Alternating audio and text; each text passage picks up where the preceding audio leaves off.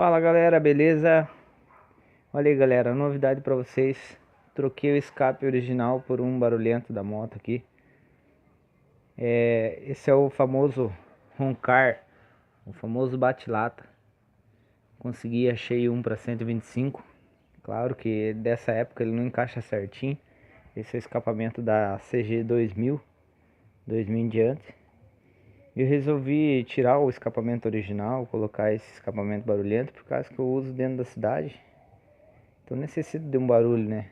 O original ele é muito silencioso, gostoso também de usar, utilizar ele dentro da cidade, tudo pelo silêncio, mas ao mesmo tempo tem muito motorista imprudente, né?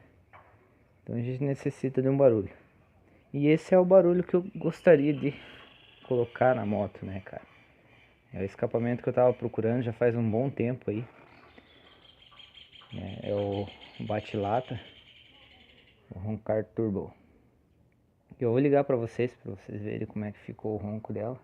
Ficou bem bacana, eu gosto desse estralado que ela proporciona aí. Bater partida. Olha aí, pessoal.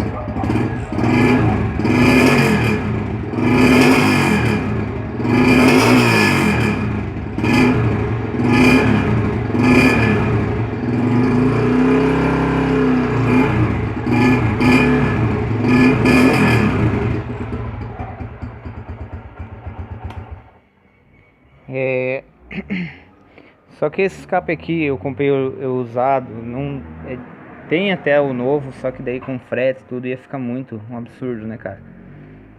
E esse eu paguei baratão, só que ele tem um defeito aqui, ó. O cara andou caindo, alguma coisa, sei lá, ele bateu e acabou entortando essa curva. Ele é um pouquinho mais reto aqui. Tá, aqui ele tá subindo muito, ó. Pode ver que ele tá bem próximo do pisca. Eu vou tentar dar uma empurrada nele pra baixo. Não sei, talvez deixar desse jeito. Mas no mais eu queria só mostrar pra vocês mesmo essa novidade do escapamento. Tá aí galera, pra quem curtiu aí, deixa um joinha aí pra gente aí, se inscreve no canal. E logo mais vai ter mais vídeos aí da moto. Tô bolando um jeito de fixar aí a câmera na moto.